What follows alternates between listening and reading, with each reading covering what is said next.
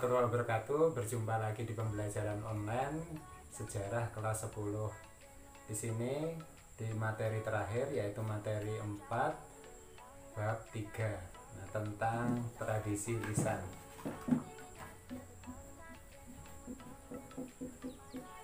Nah, ini tradisi lisan. Jadi tradisi itu suatu kebiasaan.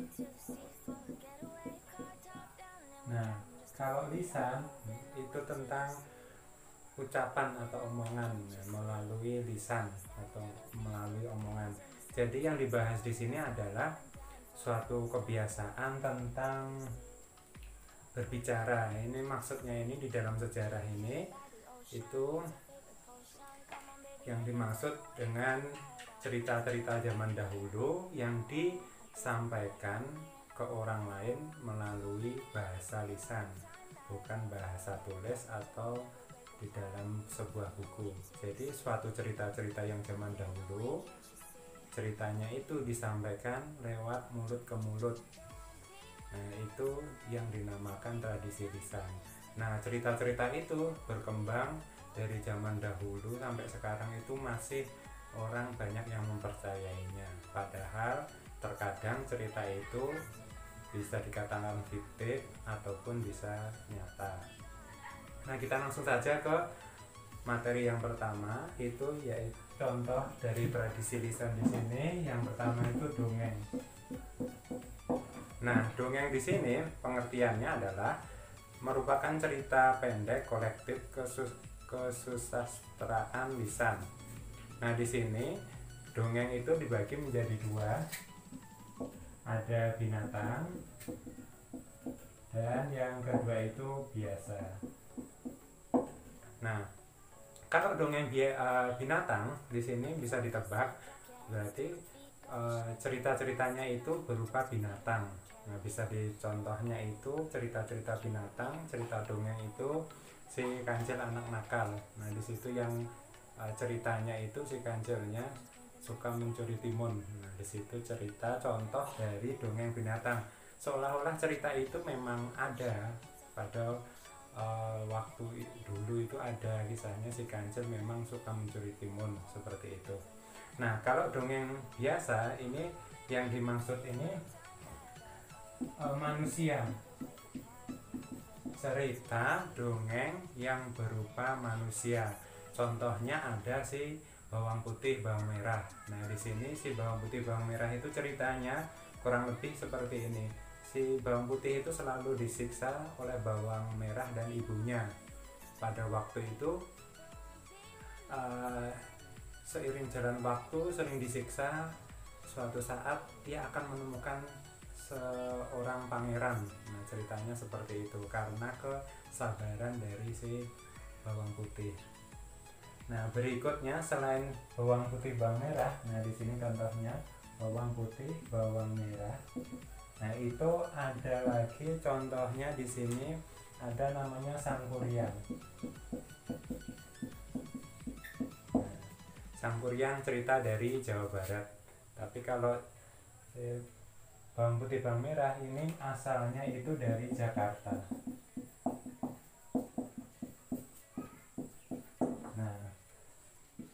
Cerita selengkapnya Sangkuriang ini ceritanya.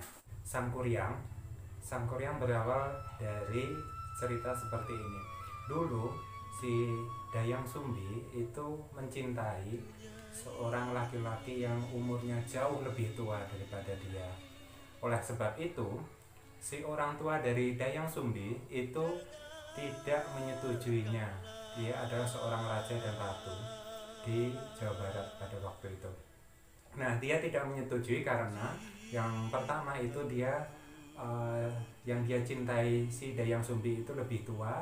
Yang kedua adalah dia adalah rakyat biasa. Jadi yang diharapkan dari raja dan ratunya tadi itu orang yang sederajat, kalau bisa sih darah biru kan, seperti itu. Pada waktu itu tidak disetujui. Si Dayang Sumbi menjalin hubungan dengan laki-laki itu, tetap sembunyi-sembunyi dia melakukan hubungan seorang kekasih, lalu dia sampai hamil duluan. Pada waktu itu raja sangat marah karena putrinya ini hamil di luar nikah. Maka dari itu si raja itu mencari siapa yang menghamili putriku. Nah seperti itu, akhirnya pada waktu itu ngakulah laki-laki tua tadi mengaku saya yang menghamili. Maka marah luar biasa si rajanya. Maka setelah itu rajanya ini atau bapaknya si Dayang Sumbi tadi mengutuk si orang tua itu menjadi seorang anjing, yaitu si yang diberi nama itu Tumang. Nah ketika dikutuk, lalu apa, putrinya ini si Dayang Sumbi tadi sebenarnya adalah putri satu-satunya, terpaksa dia saking marahnya dia usir dari kerajaan itu dan pergi ke hutan. Maka si Dayang Sumbi pada saat itu posisinya adalah hamil dan bersama Tumang, sebenarnya seorang manusia yang telah dikutuk menjadi si anjing tadi. Lalu hidup di hutan sampai melahirkan dan sampai tumbuh kanak-kanak pada waktu itu. Nah pada waktu itu si ibunya si Sangkuriang ini itu nyuruh untuk berburu bersama Tumang. Suatu ketika di hutan berburunya si Sangkuriang itu niatnya itu memanah binatang lain. Ternyata ketika si Tumangnya ini mengejar binatangnya tadi supaya memancing mendekat ke Sangkuriang, malah busur panahnya tadi mengenai si Tumang tadi. Akhirnya diambillah hatinya karena permintaan ibunya ini adalah meminta hati, hati binatang tadi. Nah lalu dibawa pulang, terus dimakan sama ibunya. Ditanya di mana si Tumang tadi, kata si ibunya tadi. Akhirnya ngaku si Sangkuriang tadi itu mengaku bahasanya yang dimakan itu adalah si Tumang. Saking marahnya dia tidak mengatakan itu adalah bapakmu, tidak, karena tidak mungkin, tidak masuk akalan, anak kecil tidak mungkin percaya. Lalu saking marahnya tadi diambillah cobek, dipukullah di kepalanya si Sangkuriang. Lalu Sangkuriang itu pergi ke gua dan tumbuh dewasa. Pada waktu itu si Dayang Sumbi itu sudah dibawa ke kerajaannya. Nah sama si raja tadi karena putri satu-satunya penerus tahta kerajaan itu, akhirnya dijadikan ratu pada waktu itu. Suatu saat ketemulah Sangkuriang itu ke kerajaan itu dan bertemulah Dayang Sumbi. Lalu terjadilah rasa cinta antara Sangkuriang dan Dayang Sumbi. Pada waktu itu dia sayang-sayangan, kisahnya kan kayak gitu.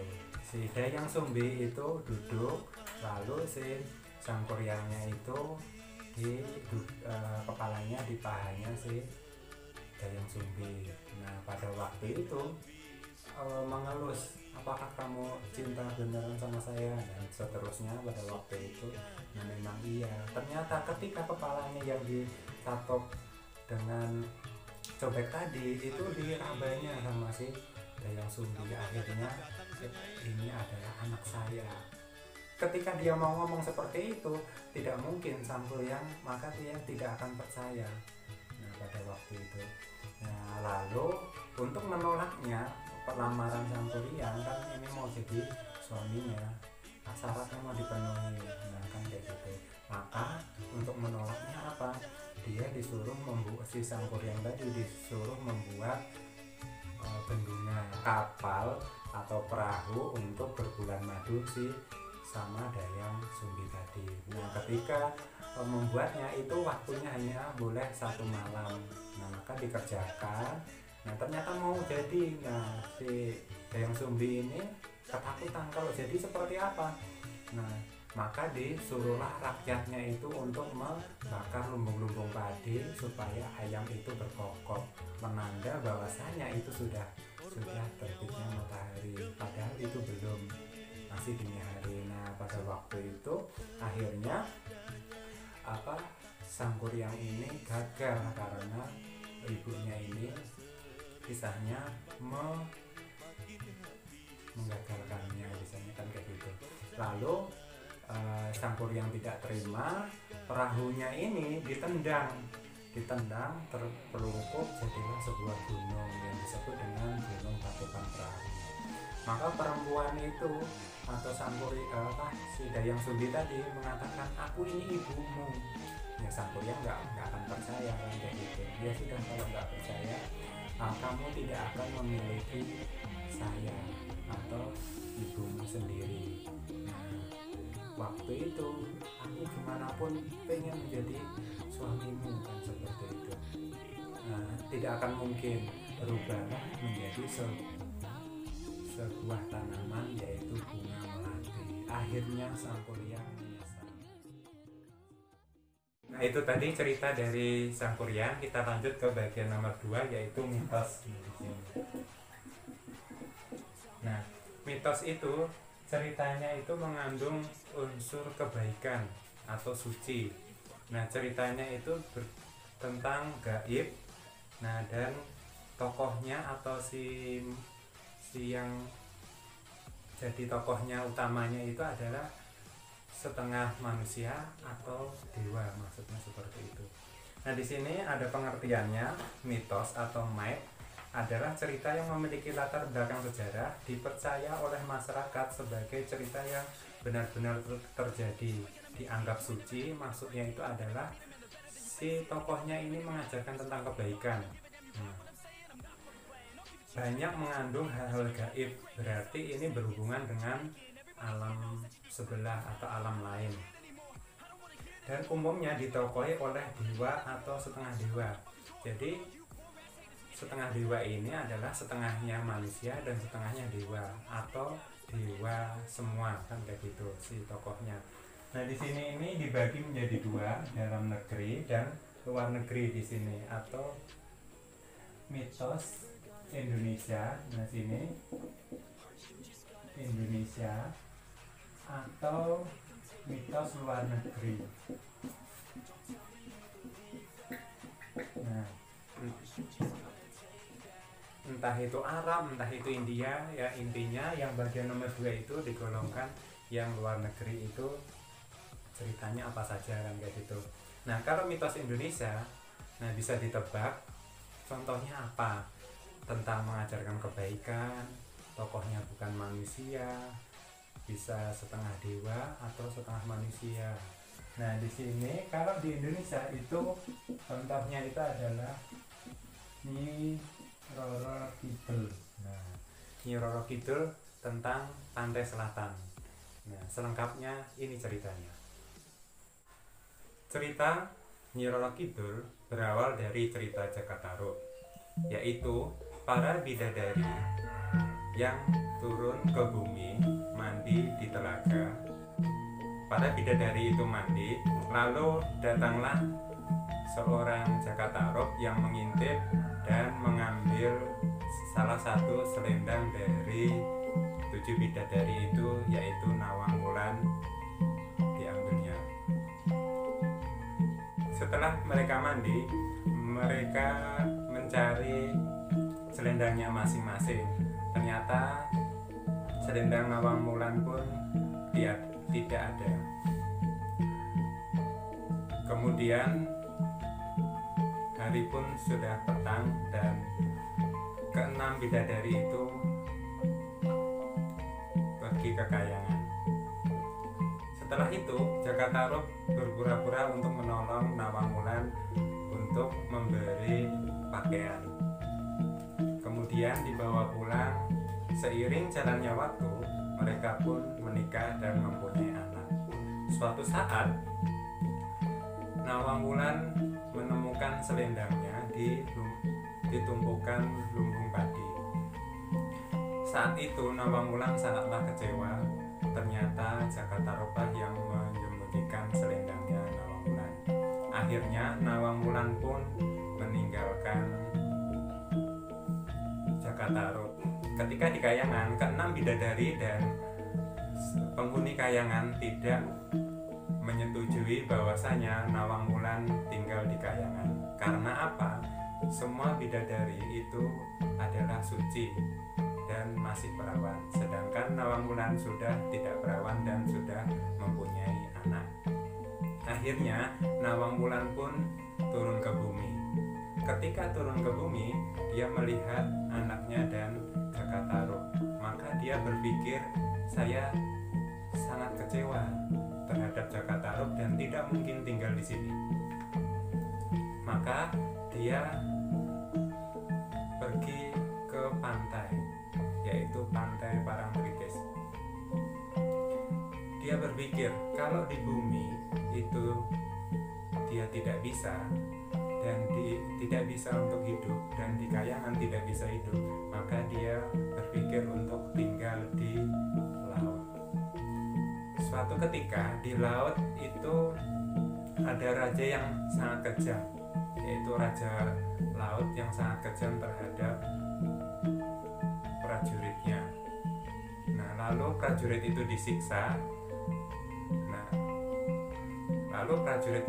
Nawang Wulan pun membantunya dengan berkelahi dengan sang raja itu. Akhirnya sang Nawang Wulan memenangkan perkelahian itu terhadap raja itu. Dan kemudian rakyat yang ada di laut itu mengangkat Nawang Wulan menjadi ratu dan mengubah namanya menjadi Nyi Roro Kidul. Nah, itu tadi tentang cerita Nyi Roro Kidul. Berikutnya itu mitos dari luar negeri. Nah, di sini kita ambil contohnya India saja. Itu ada cerita Krishna. Nah, kalau Krishna di sini, Krishna itu adalah setengah manusia dan setengah dewa. Kita lanjut ke bagian ketiga, yaitu legenda. Legenda di sini itu dibagi menjadi 4. Ada legenda keagamaan, legenda kegaiban, legenda perorangan, dan legenda setempat atau lokal. Nah, legenda di sini pengertiannya adalah prosa rakyat yang dianggap oleh yang punya cerita sebagai sesuatu kejadian yang sungguh-sungguh pernah terjadi. Itu pengertian dari legenda. Nah, contoh legenda itu banyak, kita bagi dulu menjadi 4. Ada tadi keagamaan, legenda keagamaan, ada legenda kegaiban, ada legenda perorangan, dan yang keempat itu lokal atau tempat. Nah, kalau legenda keagamaan, pasti legendanya itu bercerita tentang hal-hal yang suci, yang saleh, yang baik, yang mengajarkan tentang kebaikan. Nah, di sini contohnya legenda keagamaan itu ada Wali Songo. Nah, Wali Songo gambarnya seperti ini. Kita contoh satu aja, itu salah satu sunan, yaitu Sunan terakhir kita bahas saja, Sunan Kalijaga. Ceritanya seperti apa legendanya? Nah, ini ceritanya. Sunan Kalijaga. Sunan Kalijaga berawal dari ceritanya, awal mulanya adalah dia bernama sebelum Sunan Kalijaga itu Raden Said. Nah, Raden Said ini pada waktu itu melihat di tempatnya dia tinggal, itu adalah rakyatnya pada sengsara. Jadi si Raden Said ini rakyatnya pada sengsara pada waktu itu. Nah, bapaknya ini adalah seorang bupati. Nah, ketika itu melihat sengsaranya itu sangat kasihan banget si Raden Said ini. Maka yang dia lakukan adalah mencuri orang-orang kaya atau pejabat-pejabat kaya pada waktu itu, ya desa kepala desa pada waktu itu, ya bangsawan-bangsawan, ya dirampoknya atau dicurinya. Nah, lalu dibagikan ke rakyat yang miskin-miskin.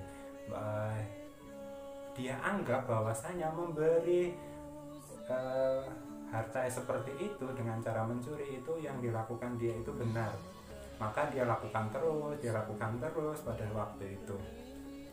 Nah, suatu saat bapaknya ini atau bupatinya ini bingung siapa yang merampok di daerah kita ini, maka dilakukan pencarian sampai Raden Said itu ketangkap, dibukalah penutup cadarnya ini, ternyata anaknya sendiri. Pada waktu itu diusirlah si Raden Said ini sama bapaknya. Dia itu lalu dia istilahnya bahasa kita tuh mangkal. Nah, mangkal atau bertempat di penghujung desa. Yang dia lakukan tetap merampok terus, orang-orang yang melewati itu dirampok. Nah, gengnya dia disebut dengan Lokal Jaya. Nah, Lokal Jaya ini geng perampok si Raden Said tadi. Suatu saat ketemu, yang lewat ini adalah Sunan Bonang pada waktu itu. Nah, si Sunan Bonang itu lewat, Raden Said itu merampok. Saya perampok, Lokal Jaya, seperti itu. Serahkan hartamu. Nah, maka Sunan Bonang itu saya mengatakan saya tidak membawa apa-apa, saya hanya seorang orang yang berpergian. Nah, seperti itu. Saya hanya mempunyai tongkat ini. Nah, seperti itu. Maka Raden Said itu kayak apa ini? Nah, lalu saya nggak mau tahu, berikan aku harta, seperti itu. Tujuannya apa? Tetap masih membagi-bagikan lagi, bukan buat dirinya sendiri. Suatu saat Sunan Bonang itu mengatakan seperti ini, kamu mau harta? Coba lihat itu pohon itu, daun itu, katanya. Lihat daun itu. Lalu si Raden Said melihat daun itu berubah jadi emas, lalu lari. Si Raden Said itu mau mengambil daun itu. Ternyata ketika mau nyampe, itu daunnya itu berubah menjadi daun lagi, bukan menjadi emas. Setiap yang ditunjuk oleh Sunan Bonang itu menjadi emas. Lalu lihatlah pisang itu. Nah, ketika ditunjuk terus jadi emas. Lalu si Raden Said itu mengejar pisang itu, mau mengambil, ternyata berubah jadi pisang biasa, bukan emas lagi. Setiap yang ditunjuk oleh Sunan Bonang menjadi emas. Maka penasaran dia. Yang terakhir, lihatlah tongkat ini. Nah, tongkat yang dibawa Sunan Bonang berubah menjadi emas juga. Lalu langsung diambil. Raden Said bingung ini.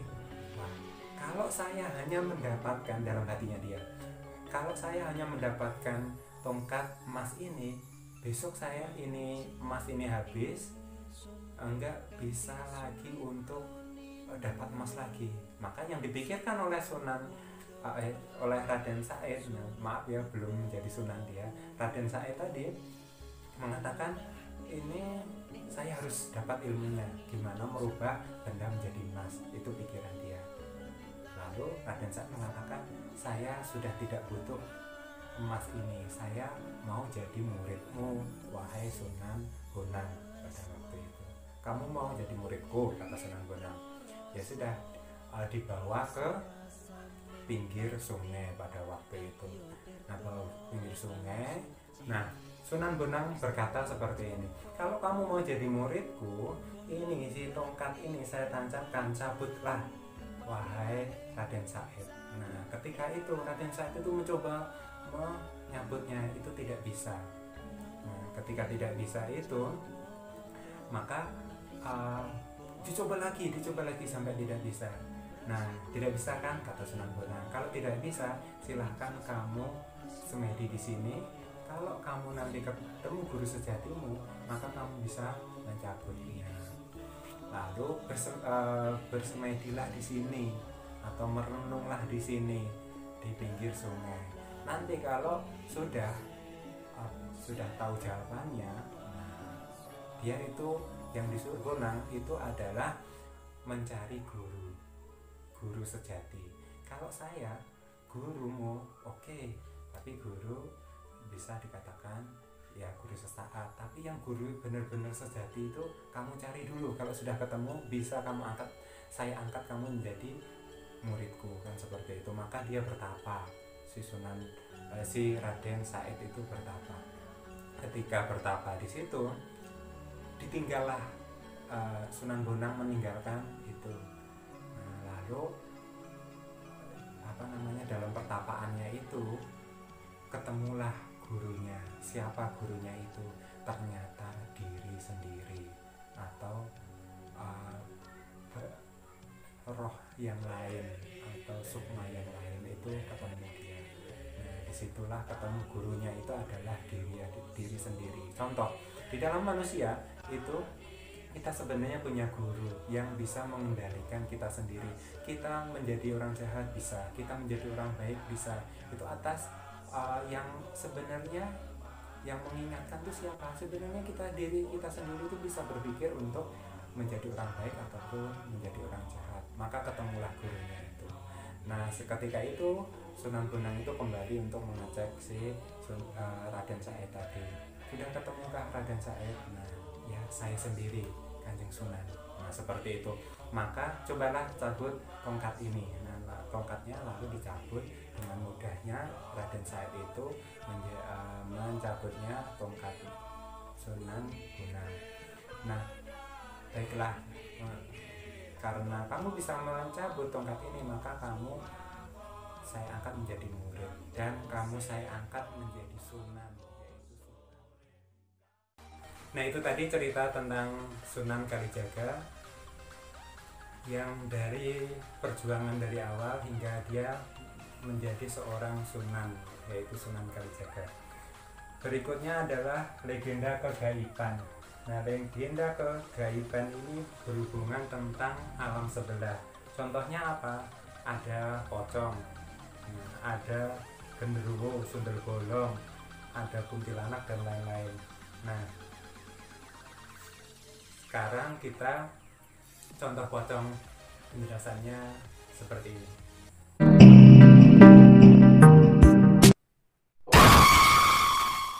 Nah, itu tadi pocong. Berikutnya selain pocong ada genderuwo, habis itu ada sundel bolong, saya singkat SB, sundel bolong. Berikutnya kuntilanak. Nah, kuntilanak. Nah, biasanya genderuwo, gambarnya seperti ini. Genderuwo itu biasanya rambutnya agak acak-acakan, lalu dia itu hitam pekat, menyeramkan, tinggi besar, tangannya juga gede-gede. Nah, kurang lebih kayak gini gambarnya. Nah, berikutnya sundel bolong. Nah, sundel bolong kayak gini gambarnya, sundel bolong. Nah, sundel bolong itu dia ketika hantu ini makan berapapun nggak akan kenyang. Karena apa? Dia makanannya itu selalu keluar dari belakang badannya. Akhirnya ya dia tetap mau makan banyak, terus mau makan sate, si hantu ini nggak akan kenyang. Nah, berikutnya kuntilanak. Kuntilanak ini biasanya rambutnya juga acak-acakan, dia seorang perempuan. Nah, gambarnya seperti ini. Dia itu biasanya terbang, nah memakai baju putih. Nah, dia daster pakai baju putih. Nah, kita lanjut ke bagian nomor 3, yaitu perorangan. Nah, perorangan di sini ceritanya itu, legendanya itu berhubungan dengan yang diceritakan itu sedikit, atau tokohnya itu sedikit. Yang diceritakan itu aja tokohnya, enggak meluas, kan seperti itu maksudnya. Kalau di sini tentang keagamaan, tentang agama, kegaiban tentang alam sebelah. Perorangan itu bercerita tentang orang-orangnya. Nah, kalau lokal bercerita tentang legenda tempatnya. Jadi ini orangnya yang disoroti. Jadi contohnya itu ada Andi Lumut. Nah,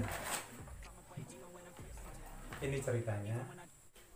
Cerita Andi-Andi Lumut berawal dari sebuah perjodohan antara Panji Asmorobangun dan Dewi Sekartaji.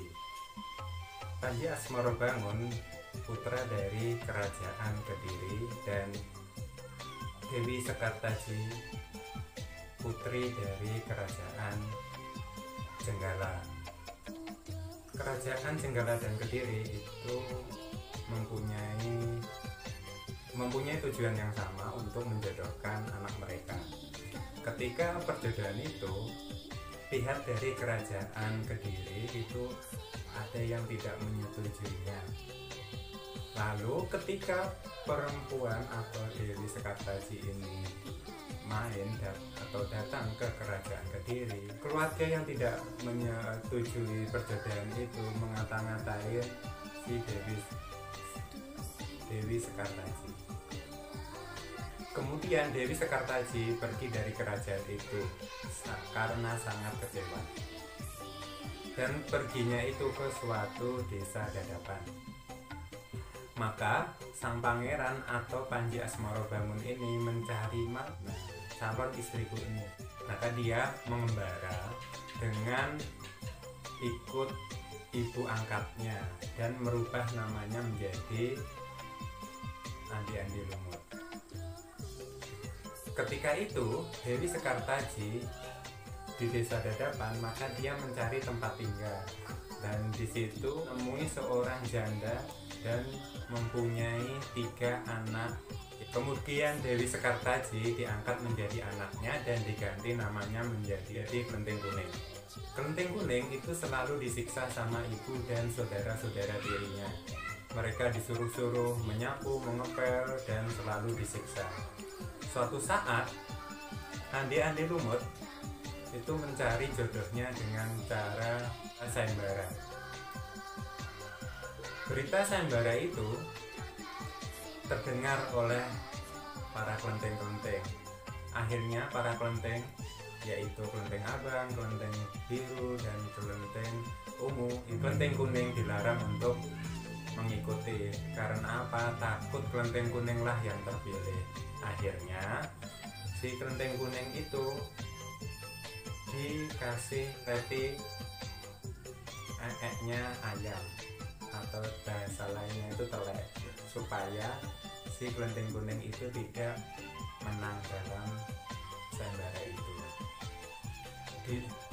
Tetapi apa? Kelenteng kuning itu tetap mengikuti lombanya itu atau sayembaranya itu. Jadi mereka berjalan menuju ke rumah Andi-Andi Lumut dan menyeberangi sungai.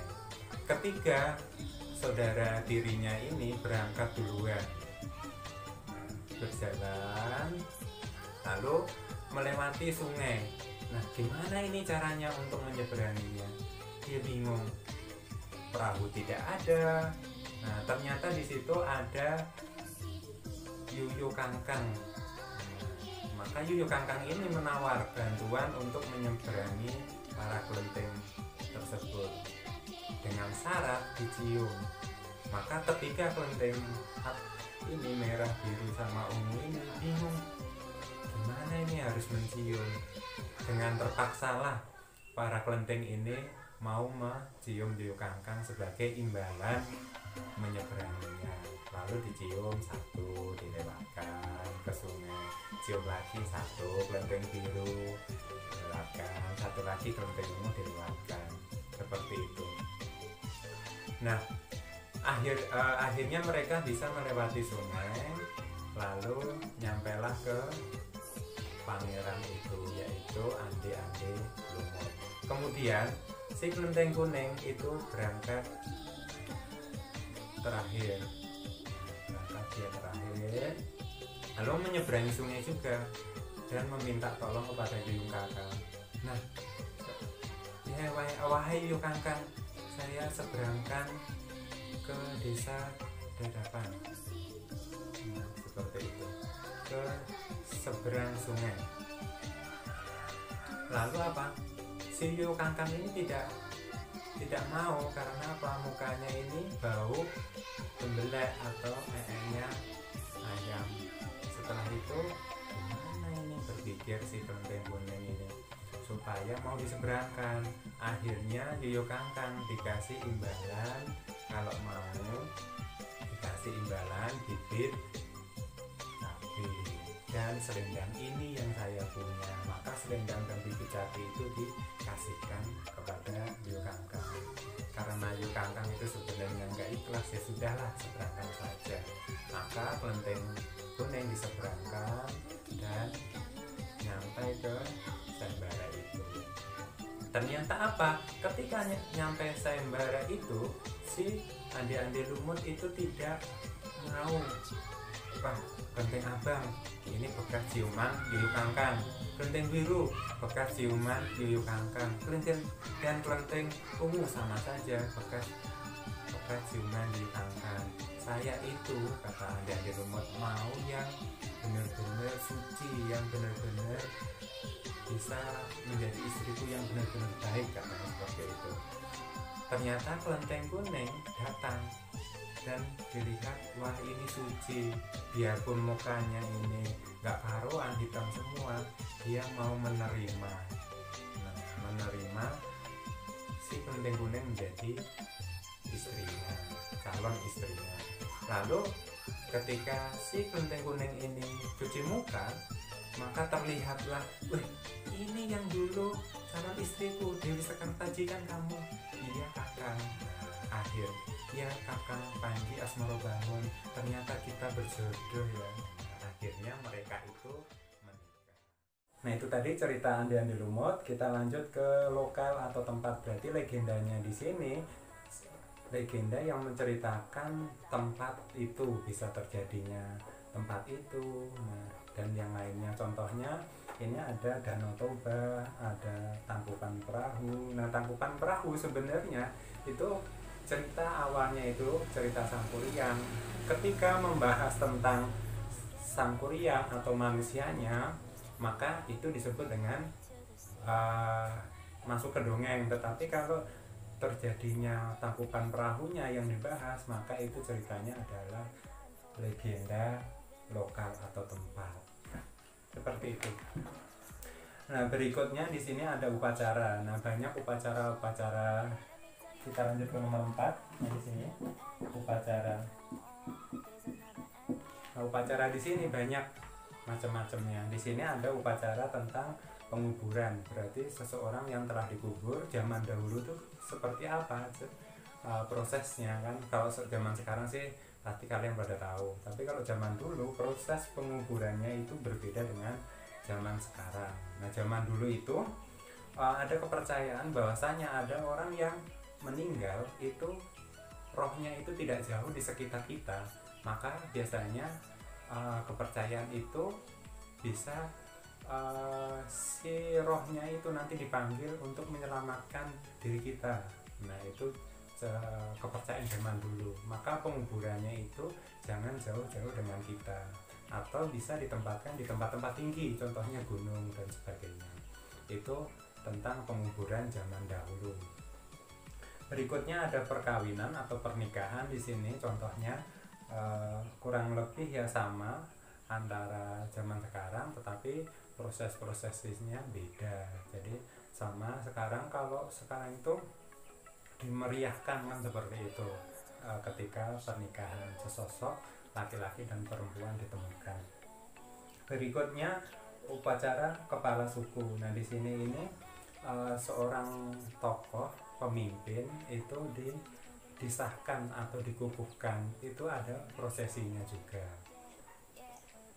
Berikutnya upacara membuat rumah. Nah, di situ ada contohnya di Toraja, Bali dan Madura, itu juga ada upacara-upacara tersendiri. Nah, berikutnya fungsi upacara. Di situ ada 2. Yang pertama itu upacara adat biasanya dilakukan sebagai ungkapan rasa terima kasih. Jadi ada beberapa upacara tadi itu fungsinya entah itu upacara penguburan, perkawinan, upacara pengukuhan, Nah, salah satu dari tujuan upacara itu adalah ucapan terima kasih. Nah, seperti itu. Berikutnya nomor 2 itu sebagai alat legitimasi. Nah, suatu keberadaan, bahasanya misalnya ada upacara tentang labuhan atau mengirim sesaji kepada penguasa laut misalnya.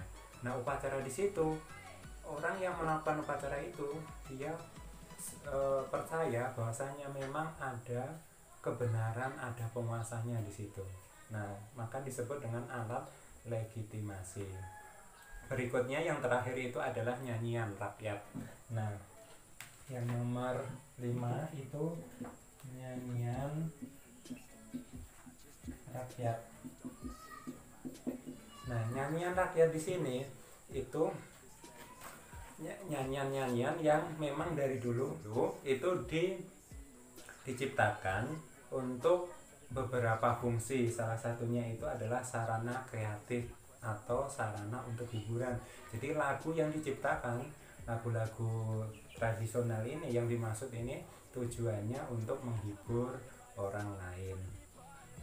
Berikutnya sebagai semangat bekerja. Ketika orang bekerja itu bisa semangat melakukan pekerjaan itu melalui lagu itu bisa disampaikan.